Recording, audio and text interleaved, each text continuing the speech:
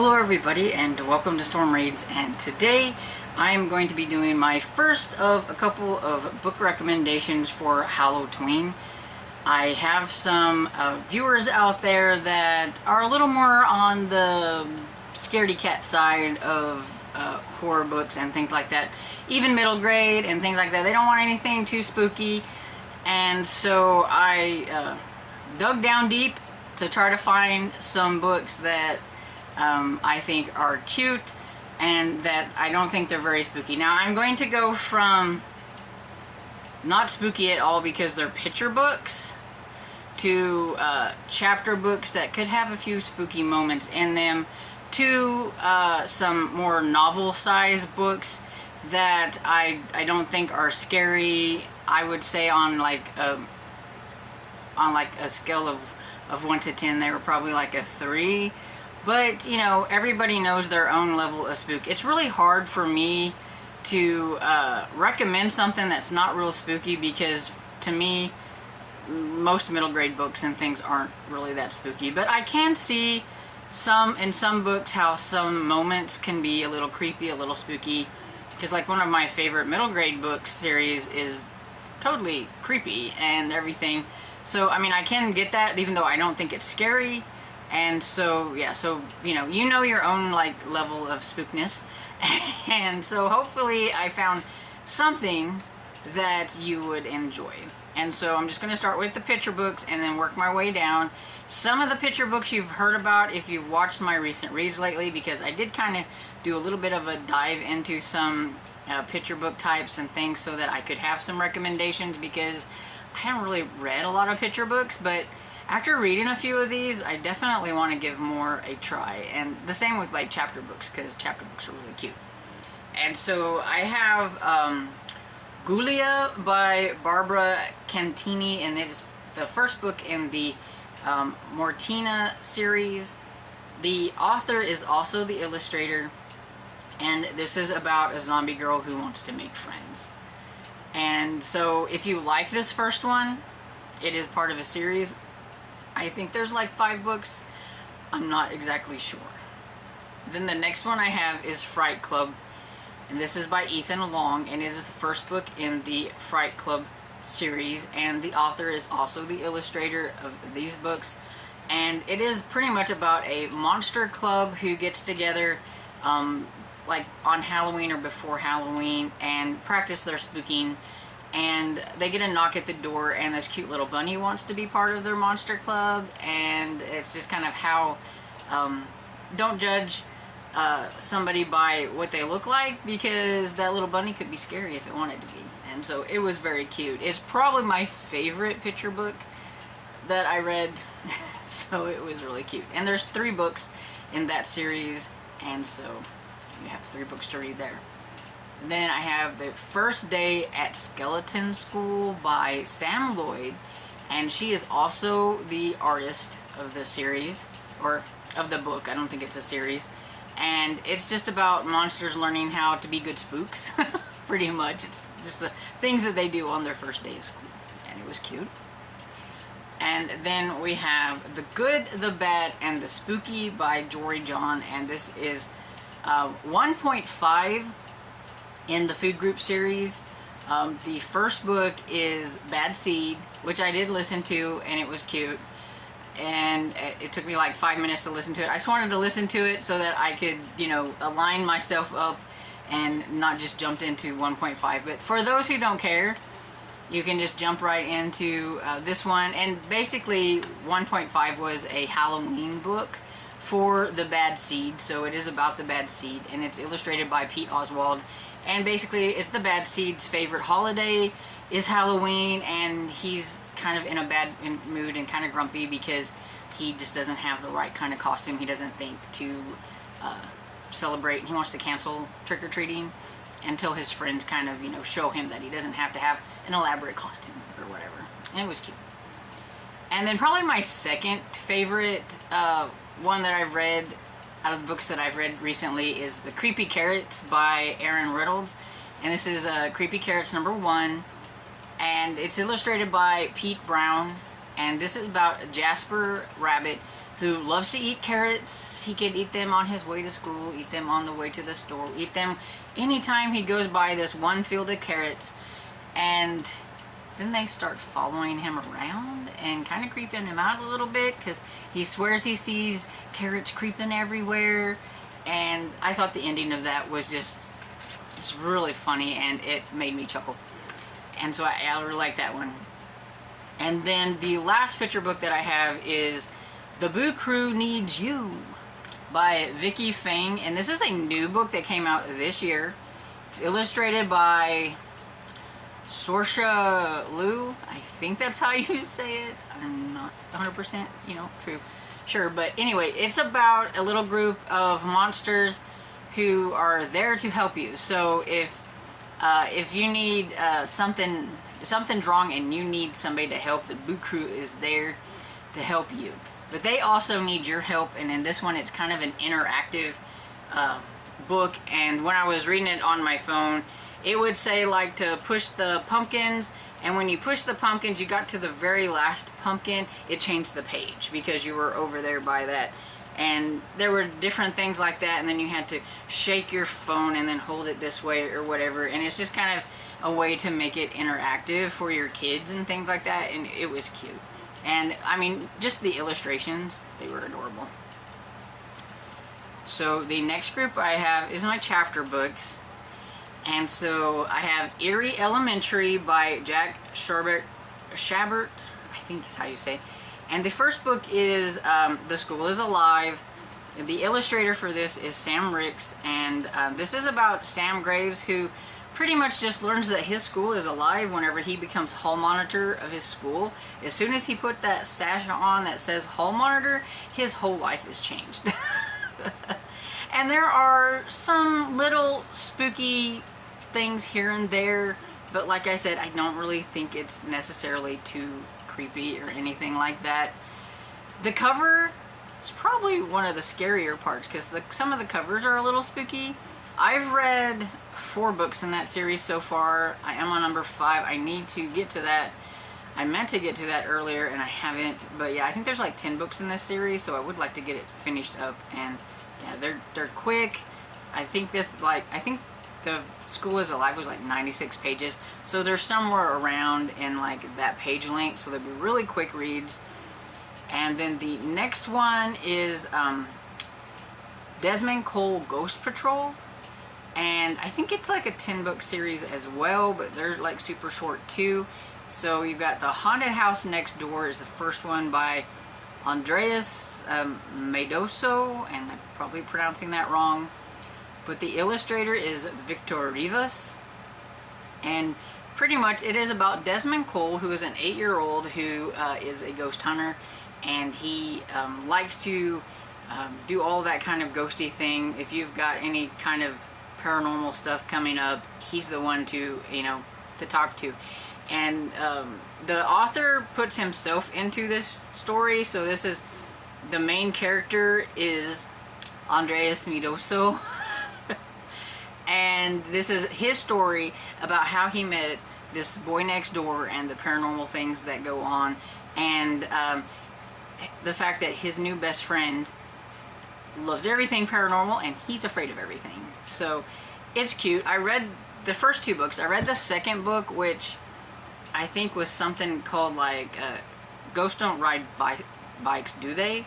And that one I thought was really cute as well.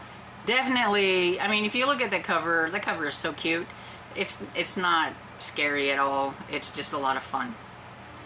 And then I have The Haunted Library by Dory Hillstad Butler. And the illustrator is, I'm probably going to pronounce this wrong, but Aurora Damont. And this is the first book. The first book in the series is The Haunted Library. And I think there's I don't know, 5 to 10, I don't know. There's a few books in this series and I can't remember. But anyway, it's about Kaz, whose old haunt, where he was staying with his family, gets demolished. The demolition people are coming in, And one of the things that you don't ever want to do is go outside when you're a ghost, because then the wind picks you up and blows you away. And well, they don't have much choice whenever the wrecking ball comes through, and so they all go floating out into the sky. And then Kaz gets separated from his family, and they pretty much tell him that just find you a place to haunt or whatever. And he ends up at this library where he meets a human girl, which they call Solids. And they kind of do this little investigation, because there seems like there's another ghost that's haunting the place, and they're kind of curious to figure out who it is, because he's hoping that maybe it's one of his brothers or something. So it was cute. Definitely want to continue on, and that definitely has a really cutesy cover, not scary. And then this other one I think I'm going to mention doesn't really have anything to do with like Halloween or that time of the year, or you know, or anything like that, but it's got monsters involved in it, and I thought it was kind of cute. And it does have a ghost, but I read the first one, and another one's coming out, so I can't wait to get to that one soon. But this is called Franken School by, okay, Karen, I'm gonna butcher the last name, so sorry, Readathon. yeah. And anyway, so this is the first book in the Franken School series, and it's illustrated by Danny Jones, and it is about Fred, who is working very hard on his writing assignment that the teacher gave them, and he was a little upset with this girl that was sitting by him, so he writes her into the story as well as the princess, because she keeps thinking she's a princess or whatever. And then all of a sudden this green mist comes in to the room, and they get transformed into the story. So Fred was calling himself, his little monster was Franken School, and so he ends up turning into like a Frankenstein. And then of course the girl, she's like, oh, the little princess or whatever, and they have to try to figure out what is going on with this green mist and who is behind it, and get everything back to rights or whatever. So it was cute. And like I said, these are chapter books. They don't take very long to read. So the next group I have is my novels. So these are books that were at least over 150 pages or more. I didn't consider any of them chapter books, even though this first one is pretty heavily illustrated, but and another one is pretty heavily illustrated, but they're still pretty thick. So, and the first one I have is No Place for Monsters by Corey Merritt. This is the first book in the No Place for Monsters series. There are 2 books currently out, and there's one coming out I think next year. The author is also the illustrator, and this is about Levi and Kat, who are unlikely friends who get wrapped up in some spooky things, and whenever Levi's sister goes missing, and nobody can remember that she even exists, even his parents. So there is some kind of supernatural thing that are stealing kids and then erasing memories, and people don't remember that they ever exist. Kat, she's like that kid that just keeps talking and doesn't go away, and you're like, what are you doing? Why are you talking to me? Go away. And everything, and she just kind of pushes herself into being friends with Levi, whether he likes it or not. She's really funny, and this one has a lot of really fun illustrations. It could be a little bit more on the spooky side, but not real spooky. I would say though, if you listen to the audiobook will make it seem a lot creepier than if you just read the book, because I listened to the audiobook and it had special effects, and it was a lot of fun. But I could see how that could make it a little bit creepier. So if you want to read this one and you do get a little spooked, maybe just read the book or the ebook or whatever. So, but it has some great illustrations, and this little mangy creature dog thing that they find that I really like. Then this next one it's not a like horror book or anything like that, but I'm putting it here because of the cover, and you'll see it has kind of that spooky cover, and it does involve a ghost and kind of a spooky looking hotel. And that is The Midnight at the Barclay Hotel by Fleur T. Bradley. And this one is a mystery that involves JJ, who likes all kinds of paranormal and spooky things, and he's wanting to go to this hotel. He's heard it's haunted, and he convinces his mother to go after she gets an invitation to go to the hotel. But the invitation wasn't to bring a +1, and when you get there you find out that I think there's like 5 people that have been brought there, and each one of them are being accused of murdering the owner of the hotel. And so JJ's like, my mom didn't do that. So he teams up with a couple of other kids, and they try to figure out what's going on. And then the next one that I have is The Last Kids on Earth by Max Brailer. And it's the Last Kids on Earth series. There are several in this series. I don't know exactly how many. I never looked. But the illustrator is Douglas Holgate. And this is about a monster apocalypse that happens, and then after this happens, there's only a few survivors that they know of. And Jack thinks he's all alone at first, and then he ends up finding a few more kids from his school, and so they kind of team up against the monsters and all that stuff, and you know, they're just surviving while combating different monsters. I don't really think it's too scary or anything. The covers, now this is the third one that I recently read. The covers have kind of like a little bit of a spooky cover, maybe, if you think it's spooky, I don't know. But I've got this just to show you that it's very heavily illustrated and stuff, so it's very quick. But yeah, there's I don't know if I can find like some of the monsters or whatever. Oh, here's one where they're in sleeping bags trying to get away. And everything, but yeah, it's definitely not scary. At least I don't. Here's a monster. So I mean, the monsters aren't really that bad and everything, but yeah, it's very heavily illustrated, so it would definitely be a quick read, even though it's a little bit on the longer side. But if you like the first one, there are quite a few in this series, so you have a nice long great bunch to read. And then I have just a couple more. I have this graphic novel that's called The OK Witch by Emma Steinkellner. It's been a while since I read this, but it was about a girl who, she loves all things witches, and then she ends up finding out that she is actually a witch. Her mother doesn't do anything with the witching. She doesn't want to be a witch, and so she's tried to keep it away from her, but her magic comes out when she turns, I think, 13 maybe.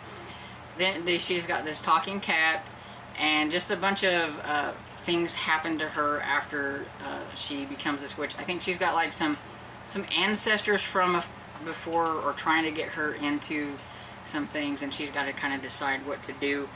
Like I said, this came out in 2019, so it's a little bit since I've read it, but here are like the graphics. I wasn't a huge fan of the graphics, but here's some of them just so you can get like a grasp on what the graphics look like. I had problems with the noses. I didn't like the way the noses were. They drove me crazy, but you know, I still thought it was cute. There is a second one that I haven't got to yet, so I need to try to get to that. And then this one is just pretty much for those who want a book that's set in like fall time and stuff, and it's The Pumpkin Wars by Kathleen Young. This one came out in 2019 as well, and it's about these two kids who are best friends, and they both try to make these 1,000-pound pumpkins so that they can race them in this contest. I don't remember what it was called. It's the annual Madeline Islands pumpkin race, and winner gets the fame and all that stuff. And I don't remember what the characters' names are. Okay, Billy is the girl, I believe, yeah, and she always wins, and she was about to win like the previous year, and her friend Sam kind of cheated a little bit and got in there and won, and so now she is upset with her friend, and she does not talk to him anymore, and he's trying to make amends and trying to apologize and trying to tell her what happened. She doesn't want to hear anything about it, but they get a visitor that comes to town. I think it's a relative or something. She learns a little bit more about family and friends, and it's just kind of along that way. It's definitely not spooky or any of that kind of stuff. It's just, it's got that very fall vibes, which I said with the trick-or-treating one, you could do like Halloween or a fall setting. And so I thought I would go ahead and mention this one. And so that's everything. So, do you have any not so spooky books that you would like to recommend? Please leave them down in the comments and let me know if you've read any of these that I mentioned and what you thought about them. And I hope you enjoyed this video, and if you did, please give it a thumbs up and subscribe, and I will see you all in the next video. Bye.